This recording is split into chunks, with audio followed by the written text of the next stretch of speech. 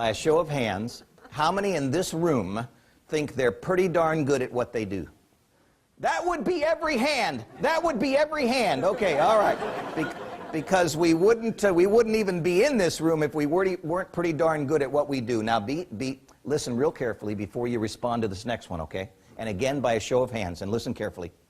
By a show of hands, how many in this room think they've already reached 100% of their full potential in this life? See, there you have it. Not a single hand. And there you have the premise for our discussion. And on some level, the premise for our gathering. And that is that there's more in us and we all know it. There's more in us and we all know it. And if ever there was a time to, get what's really in us out into the physical expression and experience of our lives, our work, that time is now. The good news is, men and women of great scientific genius have been studying on this very issue. I have read their reports and I am reporting in. I have the great pleasure to share with you a model of human achievement that is going to answer the question of where does the leverage come from. And we're going to start out, it's actually a four-part model, and I've broken it down to three principles and one major primary achievement secret that comes from awareness from the new studies. Last November, the thing is, in fact, I've lost control of this section of the room. I'll see if I can't get it back later on. So, last November, I'm invited to be the after-dinner keynote speaker at the annual conference gathering of the Plumbing, Heating, Cooling Contractors of California, a party animal group if ever there was one. You'd have fit right in, Jeff. So, and I'm sitting at the round top having a little dinner prior to go up to give a little presentation on the service leadership model. And plumbing, heating, cooling contractor guys, and this is word for word how it went. He nudges me on the shoulder. He says, "So you're a motivational speaker?" I said, "Well, I don't really use the M word, and I don't think of myself in those terms. I think of myself as a behavioral scientist with a focus on the principles of human achievement and life fulfillment." And he said, "Well, that's all well and good, but do you know anything about motivation?" And I said, "Well, I've been actively and academically studying for 31 years. I've been sharing from the platform for 15 years. I'm getting great results in my own life with the information I've organized, and so are my client groups. I know a thing or two." He said, "We got a great motivational system down where we work." I said, "What's that?"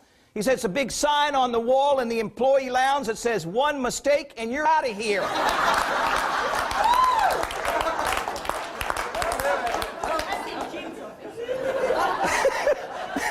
That's your system.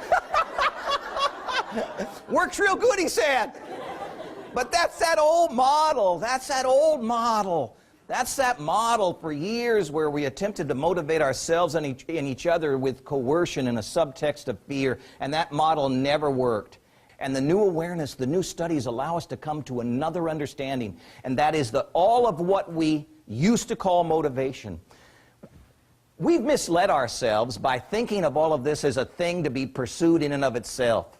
But the new awareness allows us to come to an understanding that it's not a thing in and of itself. It's a byproduct of another pursuit. And that pursuit is human creativity. Passion, energy, enthusiasm, creativity, all right? Courage, even love. And we're going to talk about love today because we're going to talk about opening our hearts in a larger way to our life and our work. But all of that is a byproduct of the human creative process.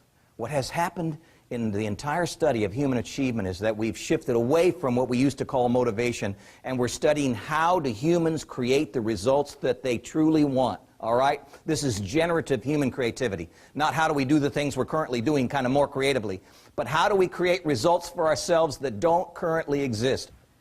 The real questions are the ones that activate the human creative process on a really deep level, and they are this.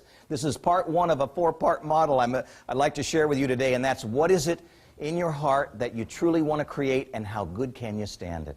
This is what we call desired reality. It's one part of a four-part structure. Now, if we want to activate the human resource and the inner resource of the team, of the group, we use the same question. We just change the pronouns. What is it that we, as a group, truly want to create, and how good can we stand it? This is what we call desired reality. And if you ever get unclear in this world and you're seeking clarity, all you ever have to do is check in with that classic American philosopher, Yogi Berra, who once told us so wisely, if you don't know where you're going, you might end up someplace else, ladies and gentlemen.